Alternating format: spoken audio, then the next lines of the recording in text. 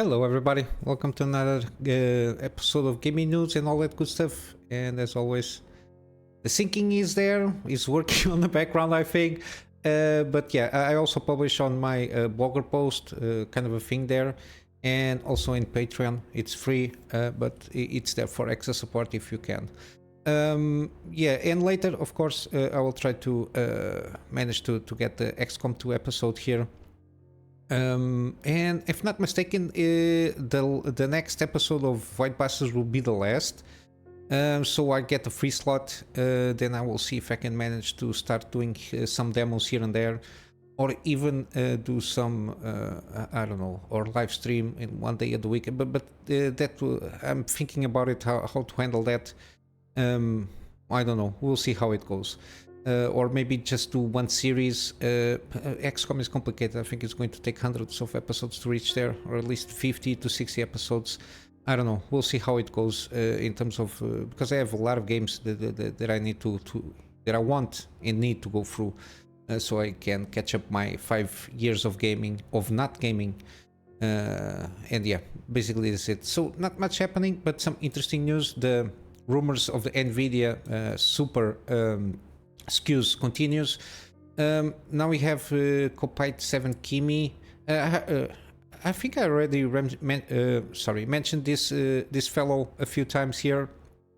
He is usually kind of on track. They are all to a certain degree on track because it's bits of information here and there regarding rumors.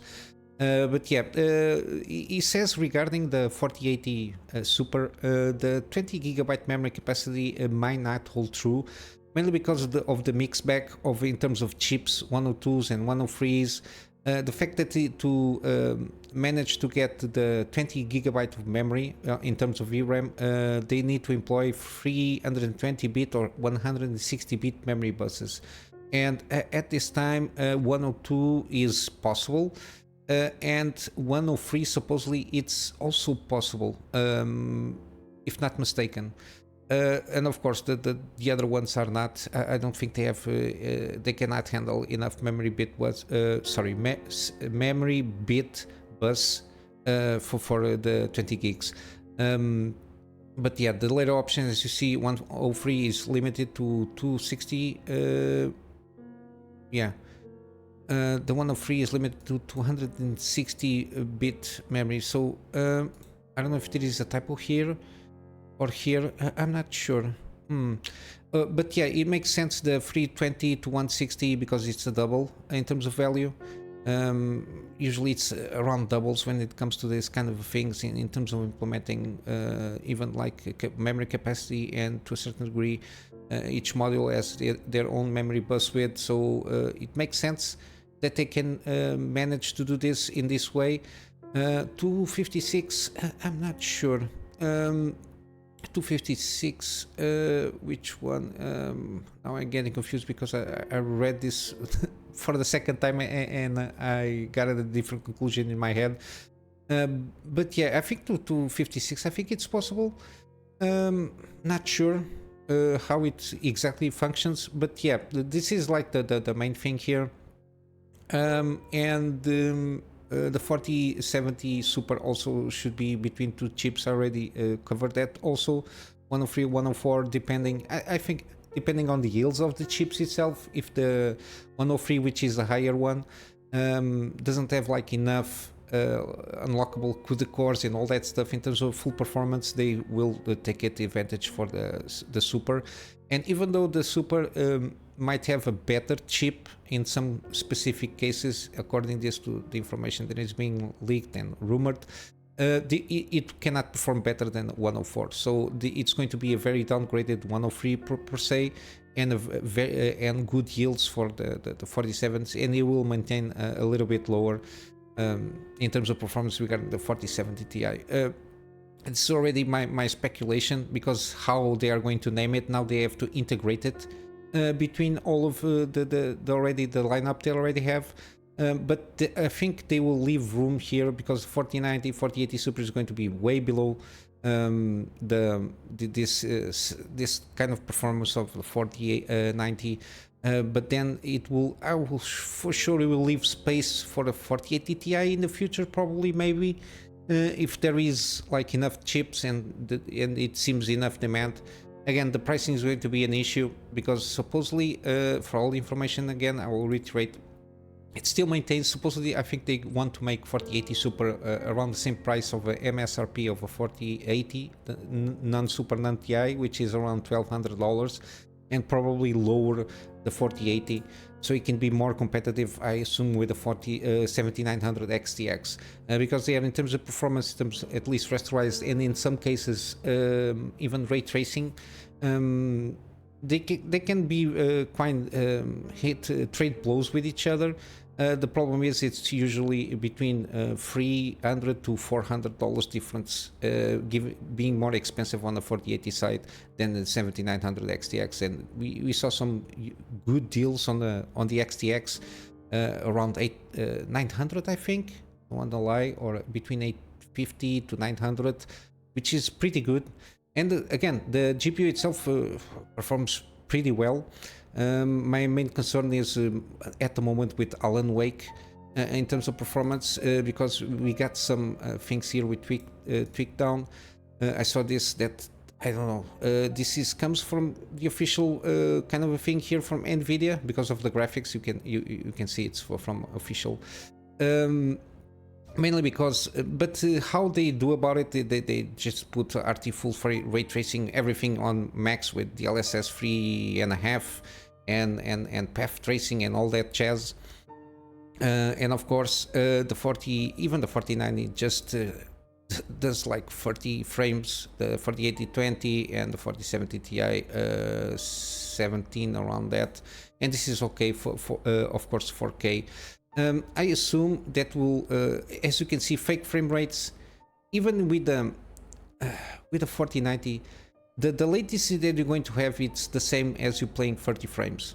So it might look even 200 frames or whatever you want to do, but it's going to feel a little bit on the 30-ish kind of a thing in terms of lagging, in terms of input control and everything. So it might seems a little bit sluggish, even though Alan Wake is not very actiony. It's going to be, you will not notice that many difference, but I'm quite a little bit sensitive on the input lag. Some people, they aren't. It's the same thing in terms of visualization. Some people are more sensitive, noticing like differences in frame rates. I tend to notice a lot, mainly between 30 to 60, but then I don't notice that much to 60 to 100 and something. You notice more fluidity if you are in the higher end of 100s, like in my monitor 144. If a game reaches 144, you can kind of notice a little bit of the difference, but it doesn't make a huge difference for me above 60. Which is good for me, because then I don't have the need or thinking that I need higher frame rates here.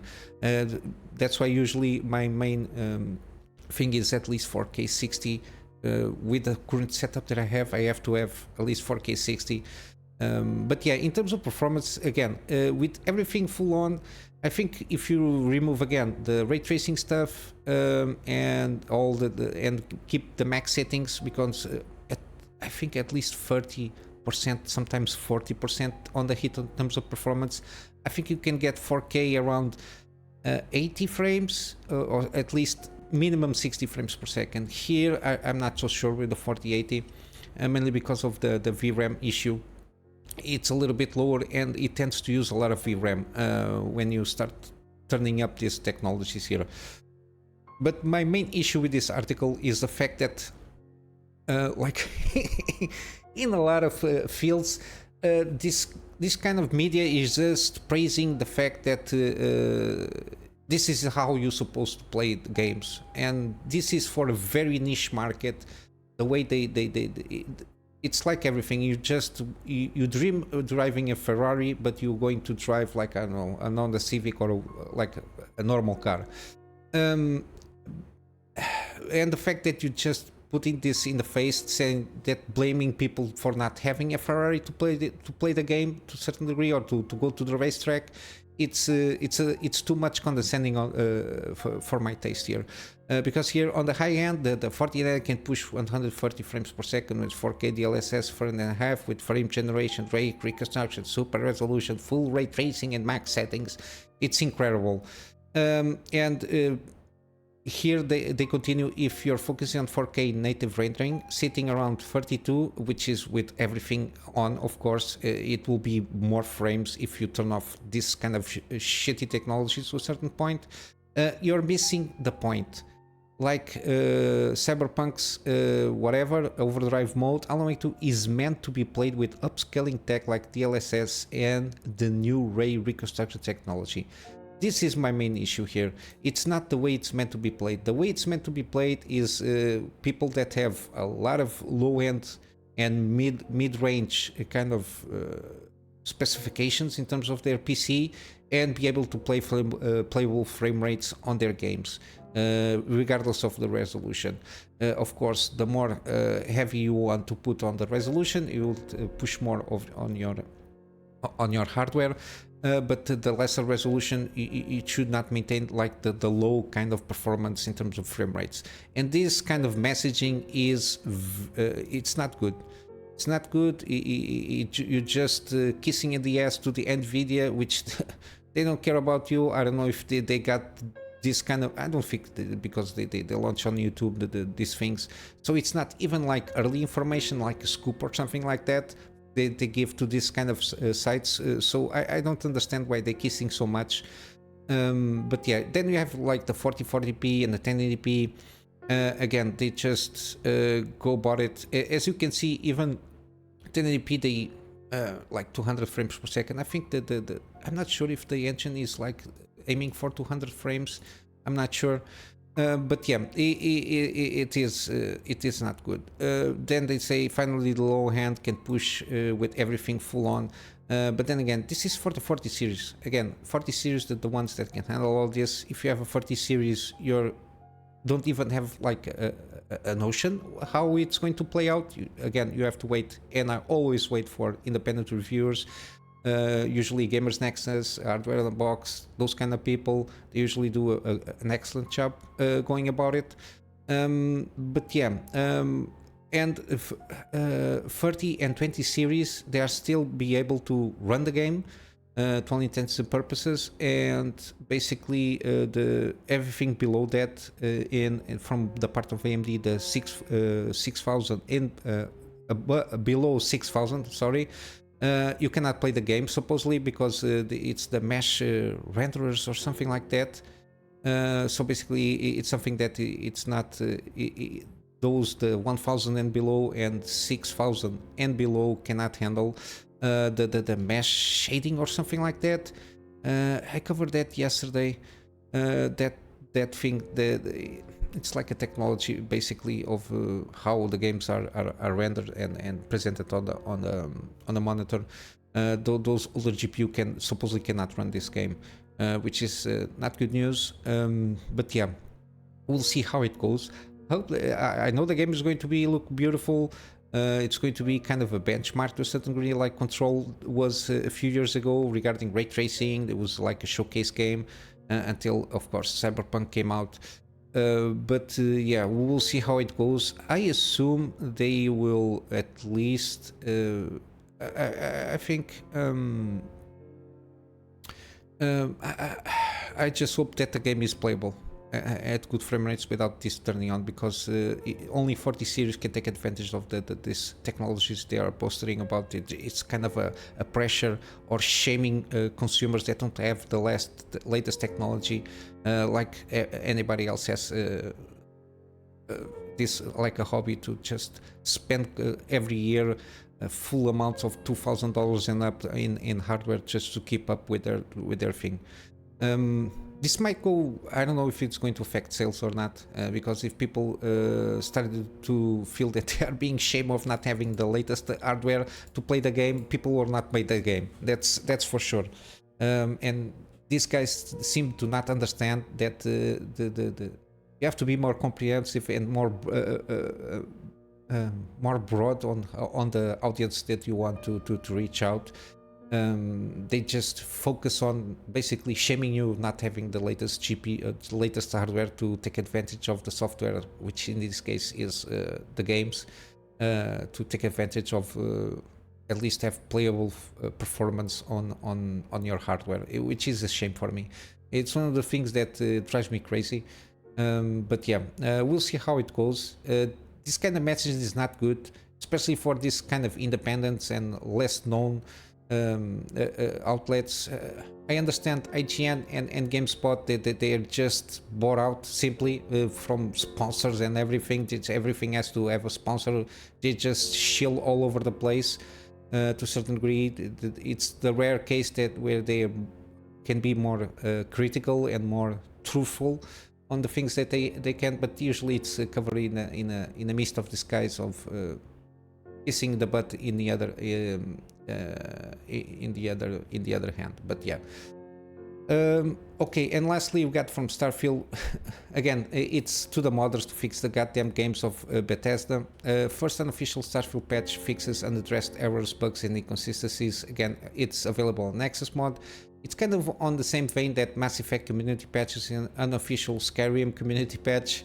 Go figure, Skyrim is here when it comes to patches and mods. The community patch, it's usually fixes for spelling errors, missing attributes, faulty mission, game-breaking exploits, script errors, misplaced objects, inconsistencies in item properties.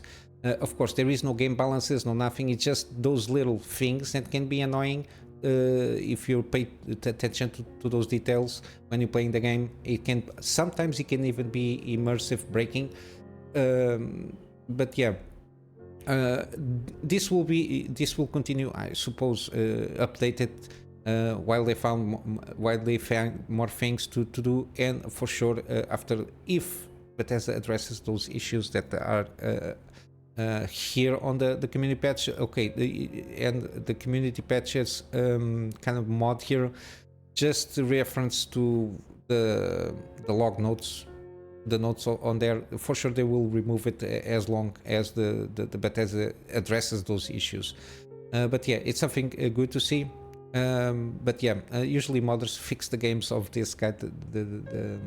The developers don't usually do about it, and they delay the game like almost a year, and still certain things are still not good, especially in terms of quality of life, like the FOV stuff and like the PC port here. I don't know, they should already add like even HDR, widescreen support. Also, I think it was not addressed for the PC port when it launched. But yeah, hopefully this will, as soon as and of course next year when they launch the creation kit, hopefully in early next year, the range of mods and how you can install them and use them is going to be way better. And of course, for sure, they will start appearing afterwards some like missions and how they can handle the planet thing there. You already have some of them, like mostly removing like the random event stuff that pop out. I heard that sometimes you go to Desert Moon and just it's all over the place, bases and side sound posts and all that jazz, random encounters all over the place in a thing that supposedly doesn't have nothing. There is some of them that remove that lower on the like the lower the emptier that's supposed to be the planets. There is less random encounters, and the ones that are more populated, even with some big cities, there you are encounter more of those random events. But yeah, when the creation kit comes out, for sure it will you see a huge spike and improvement in terms of the mods that they are available here. And I'm going to wrap up with some gaming deals. Again, the Evil Within one is still available for free until tomorrow, kind of, depending on your time zone. For free. I already made a series on this one. Very interesting game, especially for free. I think it's worth to try out. And at the moment, of course, I'm doing the Evil Within 2 series. It will be in 2 days, give or take. It will be free also, so you can play along. The DLC gives, on the first one, gives a little bit more context on some stuff, but then a lot of the tie-ins to a certain degree are resolved. from the first one. At least there are some kind of a conclusion per se. But yeah, some of them some of those tie-ups are in the latest episode that I did for the Evil Within 2. That's why I mentioned it. We got in Steam, we got Ravenbound. This is kind of interesting. It's like a single player roguelike kind of a thing with some card mixtures for the power stuff. Again, you got to do a lot of runs. It's been improved throughout since the launch. They did a lot of balancing and patching, and I think also performance wise, and also of course combat, because it's more about third person combat. I think it improved a little bit. It's very interesting how they're going about it, and it's now 50% off, which is always good. Seems pretty interesting. One of those that I would like to try out one of these days. We'll see how it goes. We got Vampyr, still 80% off. $8. I think it's a pretty good game in terms of vampire lore and how they're going about it. It got most around 75% positive reviews, which is always good. A good game, at least 75. I think it's always decent to have a tryout. But yeah, I think you are a medic and then you turn into a vampire, then everything that you do have to deal with that. If not mistaken, I think that's the story. But yeah, it's kind of inspired by the Vampires the Masquerade, if not mistaken, kind of being here, an attempt they did here, and it's not a bad one. We got Batman. The trilogy is in promotion here, the Batman Arkham Collection, so it has all the free games, the Year of the Edition of the first two, and plus the Arkham Knight with the Season Pass. 85% off, $9. I think it's a well worth deal here. It's a very good trilogy, this one. Even though the Batman Arkham Knight ends off a little bit with more car combat than expected, but yeah, it's still a pretty good game. Also, we got SnowRunner. It's one of those kind of chills per se in terms of driving. It's not the it's kind of a simulator to a certain degree. But yeah, they have like, you have areas, then you have objectives, and those objectives sometimes includes unlocking more vehicles here for you to proceed on the missions, and then it's driving around terrain and facing the obstacles there. Very interesting on how they're going about it. I think it's a good twist on driving games.